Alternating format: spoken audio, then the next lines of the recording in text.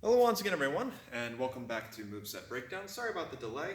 I actually had to re-record this one because the sound ended up messed up. But anyway, so today we're going to be continuing with Jin Sakai's moveset from Ghost of Tsushima, and we will be tackling his second stance, which is going to be the water stance. So, before we get into that though, there was one more move that I forgot to do from his general moveset, which is going to be just the step below his perfect dodge. So if you watched the first episode, you'll remember if you nail a perfect dodge, you'll not only step out of the way, but you'll also reverse, then deliver a thrust. So you hit an enemy as well as dodging. He has actually a step kind of above that, which is a non-perfect dodge, which is going to be when he moves down to basically his universal video game stance, right? The universal video game dodging stance, that is. An attack comes in, he will dodge out of the way, then you can execute a quick cut. Then he will, once again, he can do that as many times as he wants, basically. However, as a note, when he does that, it's always going to be a cut coming from his right, from below. So, for example, if he's open stance here, dodges to the side, he will turn into grip, cut, open again, dodge to the side, same idea.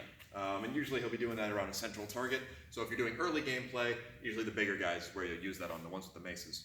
But anyway, just forgot to go over that one, and it's kind of interesting because since he's already down here, it makes sense that he is not doing cuts from this side. The sword's over here, so for most of his dodging actions, he's either loading this hip, in which case it makes great sense to come up from below like that, or alternatively, he's stepping an off line, that his hip is once again loaded.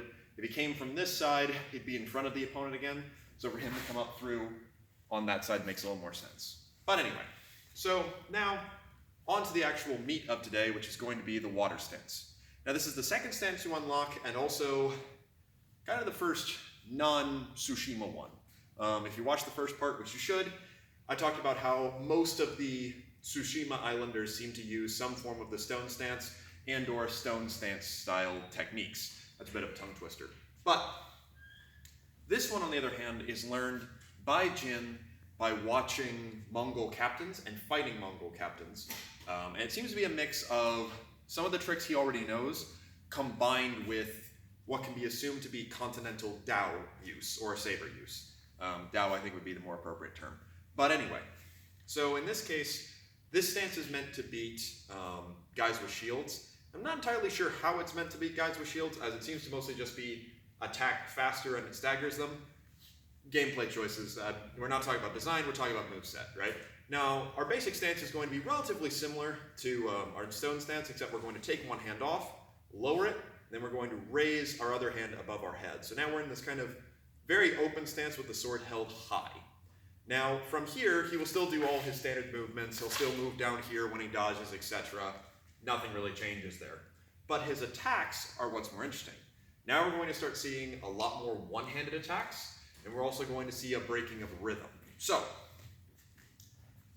for his first attack, it's not actually going to be a cut coming from above. In fact, this stance is kind of weird in regards to he doesn't do many cuts from above. This mostly features cuts from below. But either way, his very first action is going to be he's going to step up, and he's going to give opening on this side while lowering his sword down. Now, if someone just attacks you in this, he will do usually just one of his other cuts, right?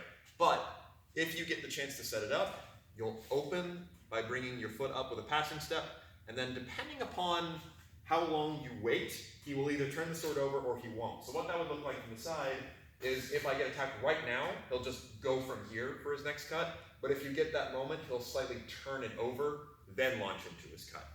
Either way, he's still creating the same opening and mostly getting his opponent to go, ooh, head, and go for it. But either way, so his first combo is going to be a series of one-handed cuts that build upon each other, and it's kind of what the water stance is known for, is this sequence of about 5 cuts that you can just bash somebody's shield with. So here's how that looks. So the first part, we're here, we give the opening. Now our first cut is going to be a rising cut from our left to our right, and we're going to just step up with our lead foot as we do that, our back foot coming with us. Then we're going to go right back down along that same line. We're going to just turn the hand over, boom, through again. So here's that from the side. Water stance, opening, 1, 2. Very similar to if we were doing the draw. Then following this, we're going to deliver a cut coming horizontally from our left side. Now, you're not actually going to pass with this, and this is one that was kind of tricky for me because on reflex, I'm like, passing step. Don't. Instead, you're going to stay right foot forward and once again do a small advancing step. So at the moment, we have this. Give the opening, 1, 2, 3. And we just end up kind of out here. We've slowly closed in on our opponent. His left hand just kind of seems to hover about here. Mine on reflex is coming more into my body. I can't actually confirm what his does exactly, but it seems to just kind of hover in this area. But following this guy, we are now going to deliver a very sheer cut, not quite straight upward, but much closer to kind of a shearing type 8 cut, if you're familiar with the cut directions. And what's going to happen here is we're going to turn the hand over, boom, and we're going to really raise the arm here. So, what that looks like from the side, water stance, opening, 1, 2, 3, 4, right? Very high, and I'm bringing my hand back for sake of balance. I think he mostly just keeps his kind of hovering in this area. Now, once we've executed this cut, we're actually going to do a bit of an elbow cut to finish this off. Now, what do I mean by elbow cut? If we were going for power generation with the shoulder, we'd open, turn over, bring it down with the shoulder and the hips. If we were looking for a wrist cut, I'd turn the wrist, and the wrist is kind of extending and leading my motion. The elbow cut, instead, the elbow is going to be what generates that power, so I'm going to curl, then I'm going to extend kind of down. And this one actually looks a lot like the first sword clearing that we learned. If you remember the way he flecks the blood off his sword, salutes, and then does that hard kind of outside cut to get the blood off. Same kind of idea here, right? We're going to cut up, down, once again with a little advance. And this one again seems to be relatively sheer, usually coming in about middle of his line, even maybe slightly off to this side. Mine kind of drifted over there. But either way, that's kind of the first combo. Now it builds, there is more, but let's go over that again. So all together, follow along at home, I guess, right? Water stance, give the opening, 1, 2, 3, 4, 5. And we end up, again, right foot forward. Our sword is now held to the outside of our right leg, and we've covered a decent amount of distance. Let's do it again from the side. Water stance, give the opening, 1, 2, 3, 4, 5. And that's it.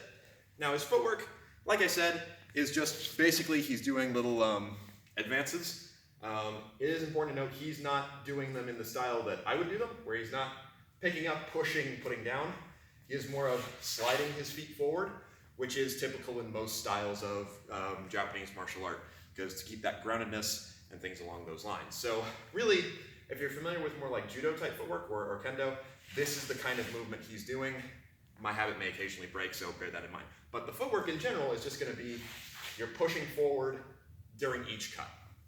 Now, following this quick series of cuts, and he does them really quick. Following this, we end up down here, and this is where his tempo is going to change, right? So if you just attack at the air, he basically does a kind of kata almost, right? Now, following this, his next cut is actually going to be a descending cut. So we started low, we're now going to go high, and at the same time, rather than bringing our foot up again, we're going to step forward and kind of do a drop step with an oblique angle. So what's going to happen here is we're going to cut as we bring ourselves down. So here's that from the side. So boom, boom, cut, right? Now, following this, we've loaded our left leg up. Our sword is now down kind of over it as well. We're going to pass forward with our now back leg. At the same time, we're going to cut right up along that line once more. So here's that again. Boom, boom. Okay, we've just finished our first part, right? 1, 2. Now, he covers a decent amount of lateral distance here, and we're going to kind of continue with that idea for our next cut. So, we've just finished our 5 cuts, right? 1, 2. Now we're going to step up with our back foot once again. We're going to bring the sword down to our right side, and we're going to now put both hands on to bring ourselves up. So this one's kind of a weird one because we've loaded ourselves onto this foot. Now we're cutting contra body, so passing forward with the foot. That is the opposite of the side the sword is coming from. With two hands, you don't want to be doing that. With one hand, you can get away with it. It just shortens your reach and will feel a little strange. But what's more interesting is the way he finishes this cut, because we've loaded ourselves up. As he does the cut, he brings it up through and then turns it over and puts himself kind of actively into a guard. So it almost looks a bit like he's doing a short edge flick, which would look like that. But we know he isn't, because I don't believe that part is sharpened at all. And not saying you couldn't, but it doesn't really match in with the rest of the stuff. He never does it again. So I think what he is instead doing is he's cutting through to about face level, and then he's turning it over as he brings his left hand up to grab. So let's go over the whole pattern all together. So water stance, give the opening, 1, 2, 3, 4, 5. Okay, I'm gonna back up. 1, 2, 3. And we should end up basically hanging out in Judan with our left foot forward. And it is important, he does raise himself up quite a lot on that cut. I mean, he really sinks down and boom, and is standing up quite tall. Now, we're not gonna finish there, obviously, but I do wanna talk about the style of movement there, because it runs contrary to the first style, right? It has what I would describe as a disjointed rhythm. So all martial arts are gonna have a certain rhythm to them. And this is more apparent in some as opposed to others, but fencing, much like boxing, as you are fighting, you will have your own pace, and if your opponent can attune to that, it is very easy for them to start dismantling you. Thus, you want to be kind of changing it here and there. Now, that is a much deeper topic that you should, investigate. You should meditate on this thoroughly. But Jin is sort of using that here. So he starts off with a series of quick, very simple cuts with very simple footwork, and follows it up immediately with very big cuts that use very different style of footwork and also cover a little bit more distance, not just in regards to going forward, but in regards to lateral movement. So he's kind of covering this whole plane with either his sword or his body. Also note that with the first series of cuts, he's very much moving in the same tempo as his sword. The second one, we've got preparation, cut, and preparation, cut. Very kind of disjointed, very water-like, which is appropriate for the stance that he's doing, right? I would say that that's kind of the main thing about the water stance. And I don't know if this was intentional, but it kind of mimics different kinds of water. But I will get back to that again in a second, because now we finished off up here.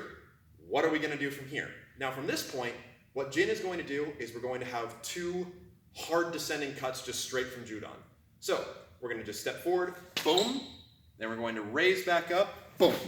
So just two passing steps, nothing really complicated on that, right? Very similar to what we did in stone stance. So we're going to fire, load, up, 1, 2, and we'll end up left foot forward. I sort of stumbled there, so I'll do it again. Up through here, load, fire, 1, 2. Now, this is really kind of what I mean in regards to the different styles of water. And I don't know if this was intentional. It'd be really cool if it was, because they never say it, and if this was what they had in mind with the choreography, I'd love to be the first to figure it out. But let's look at the different kinds of water we have here, right? We've got quick, rapid little bits of water, right? Not terribly strong, but fast, right? Then we've got these big waves, right? That come out from wide angles and kind of open up at the surf. And then to finally finish off, we've got the powerful kind of waves that meet directly against the shore. I don't know if that's necessarily true. I don't know if I necessarily have it in the right order or anything, but I very much like that, because the stone stance kind of stays the same. This one actively changes, and that's really cool to see. But let's go over the entire cutting pattern together. And as a note, once you finish the second one, he will just launch into some normal cuts. So you'll then step up, cut, cut, and then finally, at that point, if you if you finish, his kind of final one-handed cut will just be that guy, his kind of power hit, if you will. So from here, he'll just drop the sword and then step up with a cut from below. So not as unique, so I'm not going to include those in the kata, but you can do them as if you wish. So, all together, let's go through it. Make sure I have plenty of room, because this covers a lot of distance. So water stance, give the opening. 1, 2, 3, 4, 5.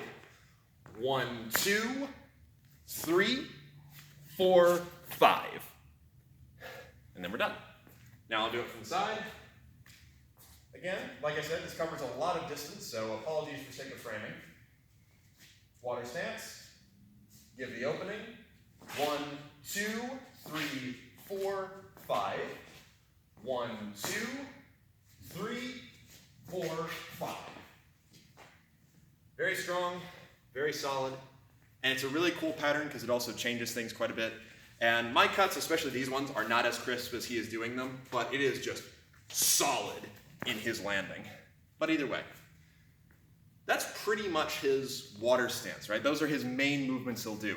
And I think there is meant to be that change up in rhythm especially, but for the most part, what we've shown evolution-wise, like this is the first stance that he's going to learn on his own, right? He's gone ahead and adopted a more open style of movement, since he's normally going to be fighting multiple opponents. He's learned to give openings specifically, to bait people into it. He's also learned to cut in different rhythms with different angles, using some of the tools he already knows. And then he also knows to, especially on these big ones, right? From here, this one tends to really stagger enemies.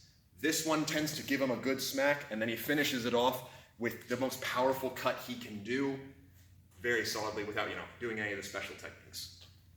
So, our final bit for the day, we'll go over his next sword clearing, so getting the blood off, which is going to be a pretty iconic one. It's going to be the in the sleeve, get the blood off, and then, of course, you just return it to the belt. Now, as a note for this one, it's pretty iconic, it's pretty awesome.